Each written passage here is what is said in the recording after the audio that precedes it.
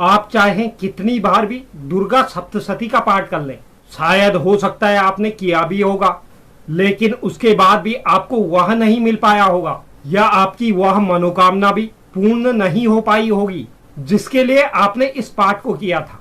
इसके बाद होता क्या है, व्यक्ति के मन में पाठ को लेकर विश्वास में कमी आ जाती है कि इतनी बार पाठ करने के बाद भी मेरे दुख समाप्त नहीं हुए, मेरी मनोकामनाएं पूर्ण नहीं हुई, तो इस पाठ को करने से मुझे क्या लाभ है। यह विचार जिस व्यक्ति के साथ भी इस प्रकार का होता है उसके मन में जरूर आता है, लेकिन वह नहीं जानता कि आपकी मनोकामनाएं पूर्ण न होने और परेशानियों का जीवन से दूर न होने का कारण कुछ और नहीं बल्कि दुर्गा सप्तशती पाठ में की जाने वाली कुछ गलतियां हैं, जिसका हमें जानकारी के अभाव के कारण पूरा पाठ पढ़ने के बाद भी वह फल नहीं मिल पाता जिसकी हम उम्मीद लगाए बैठे हैं। लेकिन आज मैं इस वीडियो के माध्यम से दुर्गा सप्तशती पाठ करने का सही नियम क्या है, साथ ही किस विधि के साथ हमें यह पाठ करना चाहिए, इस विषय पर चर्चा करेंगे। अगर आप इस नियम और विधि के साथ पाठ करते हैं तो निश्चित ही आपकी सभी मनोकामनाएं पूर्ण होंगी और साथ ही आप इस पाठ से अपने जीवन की हर एक परेशानियों को दूर कर सकते हैं। तो अगर आप चाहते हैं कि आपको इस पाठ का फल मिले तो आप इस वीडियो के हर एक भाग को ध्यानपूर्वक सुनें और समझें, वीडियो को स्किप बिल्कुल भी ना करें, अन्यथा कुछ ना कुछ महत्वपूर्ण बात छूट जाएगी। उसके बाद आप पुनः से कहेंगे कि इस तरीके से भी कोई फायदा नहीं हुआ। तो इसलिए वीडियो के हर एक भाग को बड़े ध्यानपूर्वक सुनें, साथ ही कमेंट बॉक्स में जय मां दुर्गा जरूर लिखें और वीडियो को एक लाइक जरूर कर दें। और जो नए व्यूअर्स चैनल पे हैं, चैनल को सब्सक्राइब भी कर लें, जिससे इस तरह की जानकारियां आपके पास हर हमेशा पहुंचती रहे। तो चलिए शुरुआत करते हैं और जानते हैं दुर्गा सप्तशती पाठ के नियम और विधि के बारे में। आप चाहे नवरात्रि में हो या अन्य दिनों में हो, अगर आप दुर्गा सप्तशती पाठ से अपनी मनोकामनाओं की पूर्ति चाहते हैं, अपने जीवन से परेशानियों को दूर करना चाहते हैं, तो दुर्गा आराधना के लिए आपके तन और मन का शुद्ध होना बहुत आवश्यक है। तभी आपको इस पाठ या इसके मंत्रों का फल प्राप्त हो पाएगा। पाठ करते वक्त आपको अपने मन को एकाग्रचित करना होगा और पूरा ध्यान इस पाठ पर और अपनी मनोकामनाओं पर रखना होगा। ऐसा नहीं कि आप पाठ करने के लिए बैठे हैं और आपके दिमाग में अनेक बातें चल रही हैं। ऐसा करने से आपको बचना है, इस चीज का आप विशेष रूप से ख्याल रखिए। दुर्गा सप्तशती का पाठ आप जब भी कर रहे हैं, चाहे नवरात्रि के पहले दिन से या किसी भी शुक्ल पक्ष के शुक्रवार से, आप स्नान आदि करने के बाद अपने तन को शुद्ध करें और साफ स्वच्छ वस्त्र धारण करें। हो सके तो लाल रंग के वस्त्र धारण कर सकते हैं और अपने मन में बुरे विचार न लाएं। सबसे पहले आपको लाल आसन मां दुर्गा के समक्ष बिछा लेना है।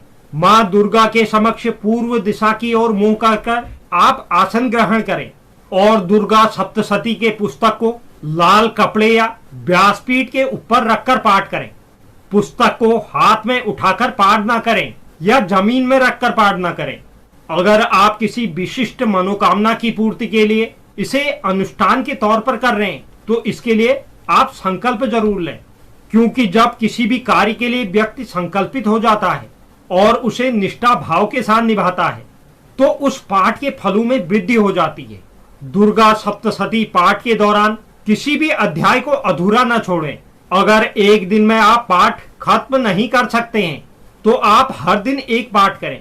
दुर्गा सप्तशती के प्रथम, मध्यम और उत्तर चरित्र का क्रम से पाठ करने से मनोकामनाओं की पूर्ति होती है। इसे महाविद्या क्रम भी कहते हैं। इस पाठ से पहले और बाद में नवान्न मंत्र ओम ऐं ह्रीं क्लीं चामुंडाय विच्छे का पाठ करना अनिवार्य है। इस एक मंत्र में ही ओमकार, माता सरस्वती, माता लक्ष्मी और मां काली के बीज मंत्र निहित हैं। दुर्गा सप्तशती का पाठ कभी भी हड़बड़ी में नहीं करना चाहिए। हर शब्द का सही उच्चारण करें और इस पाठ को मध्यम गति के साथ करना चाहिए, न कि ज्यादा तेज न ही ज्यादा धीमा। अब मुख्य बात यह आती है, आपको संस्कृत आती नहीं, आप संस्कृत में इस पाठ को करते हैं तो गलतियां होना निश्चित है। आप शब्दों का उच्चारण सही ढंग से नहीं कर पाएंगे।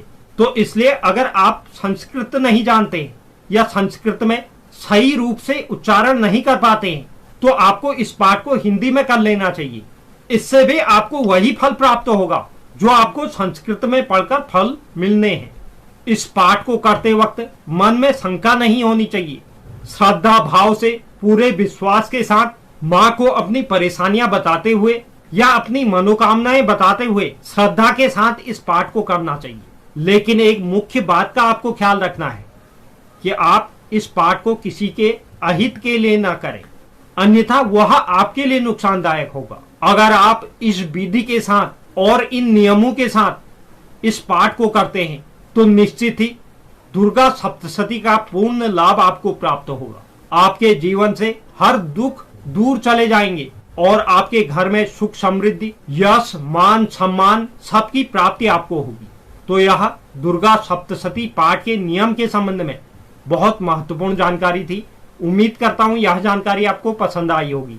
जो भी दर्शक चैनल पर नए हैं, चैनल को आप जरूर सब्सक्राइब करें, साथ ही साथ बेल नोटिफिकेशन भी ऑन कर लीजिए, जिससे चैनल पर अपलोड होने वाली हर एक वीडियो का नोटिफिकेशन आपके पास सबसे पहले पहुंचे। और आप वीडियो को लाइक और शेयर भी जरूर करें। धन्यवाद।